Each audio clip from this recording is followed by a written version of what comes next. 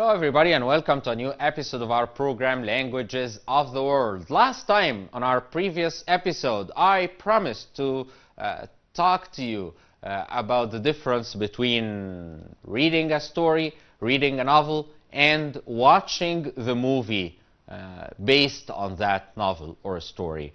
Okay, in my point of view, of course, because this is something that people may agree or disagree upon. Some people may prefer to read the story or the novel.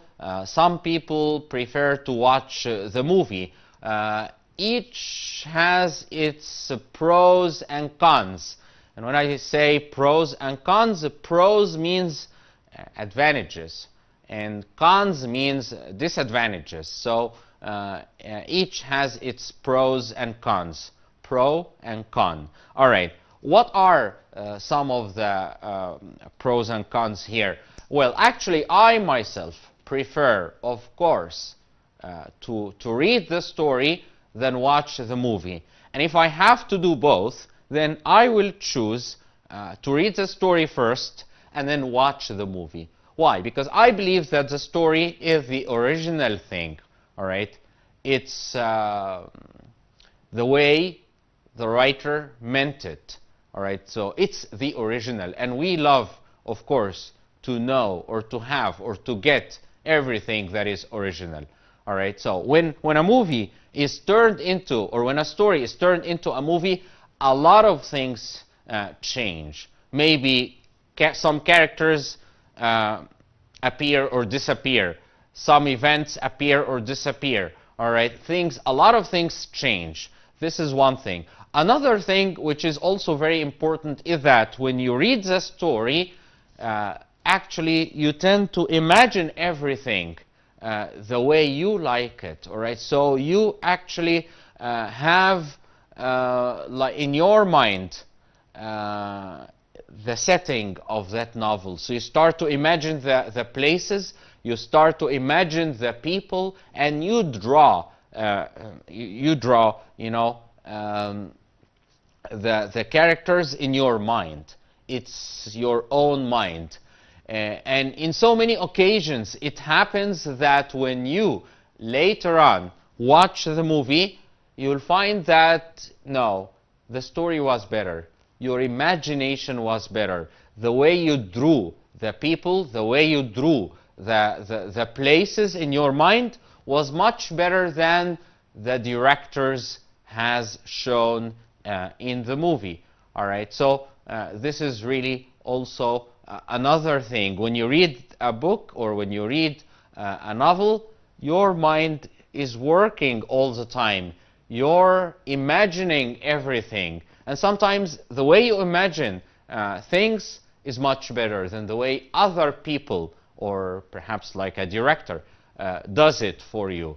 All right, so yeah, it's perhaps one of the disadvantages about reading a novel is that it takes a long time to finish a novel. Yeah, that's true. All right, so like you could watch the movie in maybe maximum 2 or 3 hours maximum. All right, although this is rare. Usually it's like an hour and a half or 2 hours, but you read the book maybe in 2 or 3 months. So yeah, sometimes, and it all depends on the time you give for that book. All right. So yes, it's much easier to just relax. All right, and put your legs up and watch a movie on TV or on YouTube or whatever, than to hold the book and keep on turning the pages all the time. Yeah, it's true. It's much easier to do that. But again, which is better? Which is more useful? Talking about the language, you learn a lot of vocabulary. You learn a lot of quotes, all right? You learn a lot of interesting stuff, and you start using your own imagination, all right? So I guess that's why I find it much better, much more fun to read the story. And if I have to watch the movie, all right, I'll do it later. So I read the book first, and then I watch the movie. But through my experience, every time, every single time, I did that, all right, like I read the book, or I read the novel, and then I watched the movie, I liked reading the book first. So I'm telling you something from my experience. Now let's move to something else, and in this part we're gonna learn something related to phrasal verbs. All right. First of all, let me remind you of the meaning of a phrasal verb. And this is something that is really unique to English, because in English we use a lot of phrasal verbs. All right. So they are like verbs in the form of a phrase, and the word phrase means like a small sentence. All right, a small or incomplete sentence. All right. So a phrasal verb is usually a verb that is used with some other words, usually prepositions, all right? And together they give a certain meaning. And this is what's hard about phrasal verbs, because you cannot usually guess the meaning of a phrasal verb. So let's just here, take an example. Let's see some examples. For example, the word take off. Take off. Actually, this word has multiple meanings. It has multiple meanings. All right. Let's see the meaning here. It means to leave the ground and begin to fly. All right. Like a plane, for example. The plane took off once the runway was clear. The helicopter took off from the platform. So the first thing is related to planes. Planes leaving the ground. Planes leaving the ground. Planes leaving the ground. We say in English or in Arabic, أقلعت الطائرة. أقلعت, the plane took off. All right, and it's the opposite of landed. And this is really very interesting, because it's really hard to find one word which means, or which has like two meanings in two different languages. Because here, if we look at the other meaning here, it says what? To remove clothing or things. Okay, so he took his tie off. He took off his tie. Can you please take your feet off the coffee table? Can you please take your feet off the coffee table? So here it means what? It means to remove something, remove what you're wearing. All right. الطائرة أقلعت، وبرضو القلع بنستخدمه في نفس الكلمة. يعني احنا في العربي نقول أقلعت، ويعني يمكن نقولها برضو يقلع هدومه مثلا. نفس المعنى في كلمة take off. Okay, like take off something, or you may also take your feet off the ground or the coffee table. هنا بتبعد رجلك يعني عن coffee. Another meaning here, which is to leave a place quickly. Perhaps this is a meaning that not so many learners know about. So, to leave a place quickly. So when you leave a place quickly, you take off. He saw me coming and took off in the other direction. He saw me coming and took off in the other direction. The other one, the burglars took off before the police arrived. The burglars took off before the police arrived. Okay, so this is another meaning here is to become popular or successful. Like sales of their new product have really taken off. Taken off here means like, became popular or successful. Her new song has taken off in the charts. Has taken off in the charts means like became one of the top songs. Another meaning, to not work for a period of time. So when you do not work for a period of time, you take off. I felt sick, so I took a couple of days off work. I took a couple of days off work. All right. He took 2 weeks off work for his honeymoon. He took, yeah. All right, like for example, I might decide not to go to work tomorrow, so I can take the day off. I can take the day off means I stay home, all right, and make it like a holiday. So this is one other. So each word, or just like words, phrasal verbs here, we're talking here about phrasal verbs. See, take and off. Take and off. And of course, O-double-F. All right? The other off is not off, it's of. So O-one-F is pronounced of. But O-double-F is pronounced off. So take off. See how many meanings it has. And we call these senses. Senses of the word, because every word has different senses. And senses means meanings. So take off as a phrasal verb. What is to take? To take means يأخذ, and off means بعيدا. بس هل المعنى هنا مع بعض يعني ماشي مع كل المعاني الموجودة؟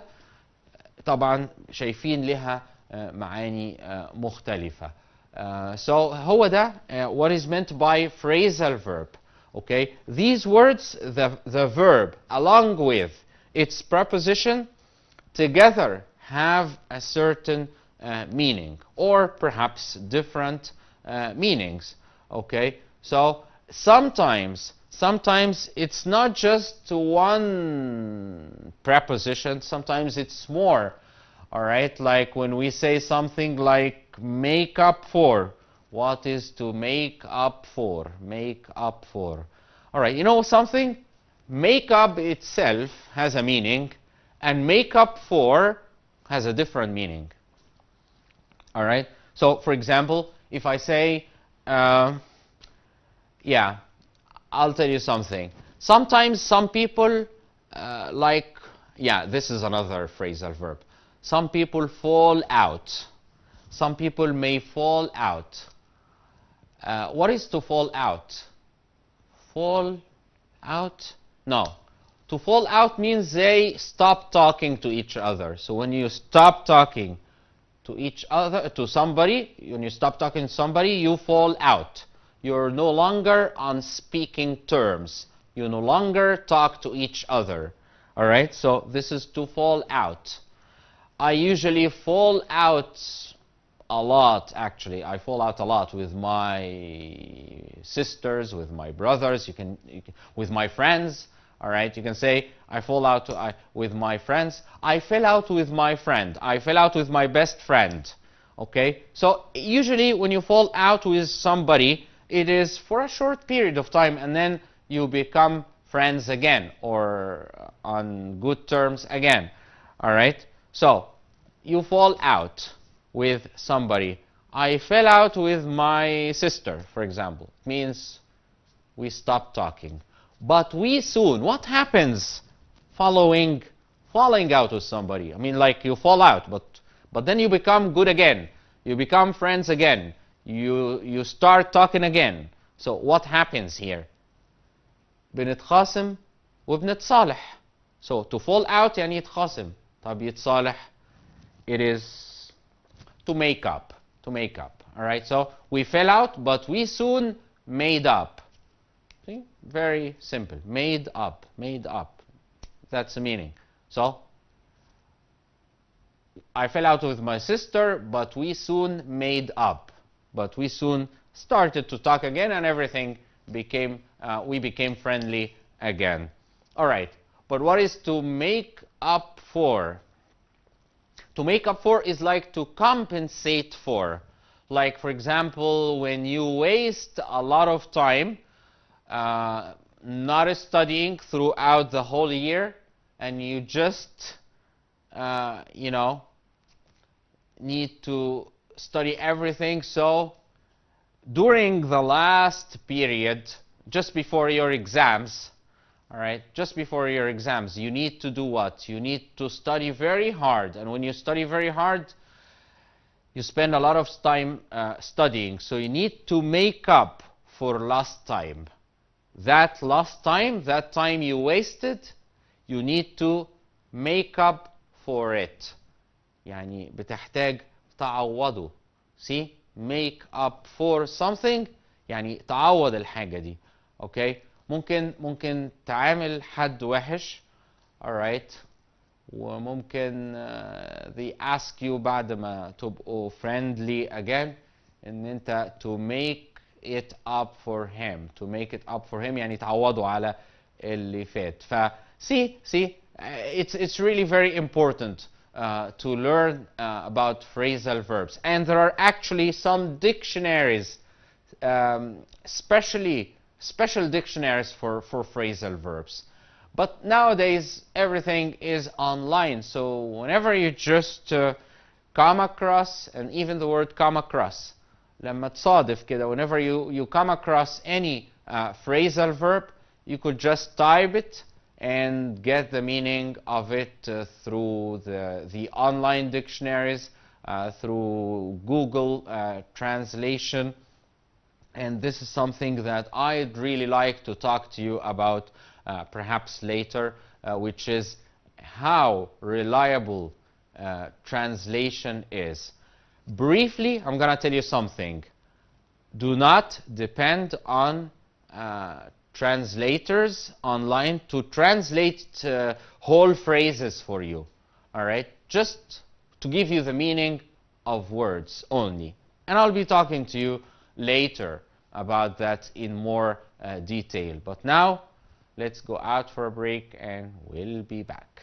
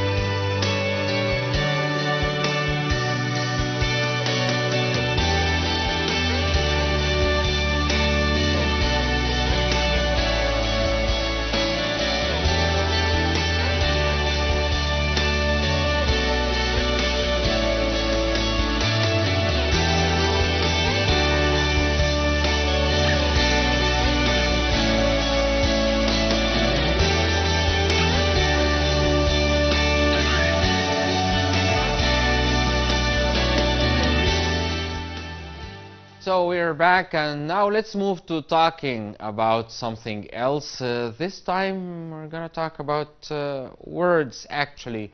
Words have, you know, a stem. A stem is the main part of a word. Okay, sometimes we add other letters or parts to this word, be it at the beginning or at the end. So these words or these parts change the meaning sometimes or change the class of that word in a sentence. Let's learn more about this in more detail. So The first thing is a prefix. What is a prefix? A prefix is a word part added to the beginning of a base word to change the meaning of that word.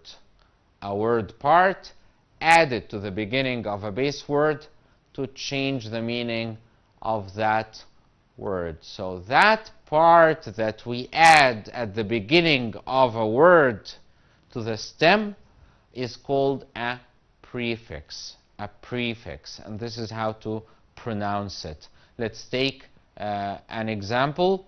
For example, here, as you see here, there are some prefixes that have like a consistent meaning. For example, re. When re is added to words, usually it means to do something again. To do something again. All right? To do something again. Like here, reheat, to heat again. Replay, to play again. To recharge, to charge again.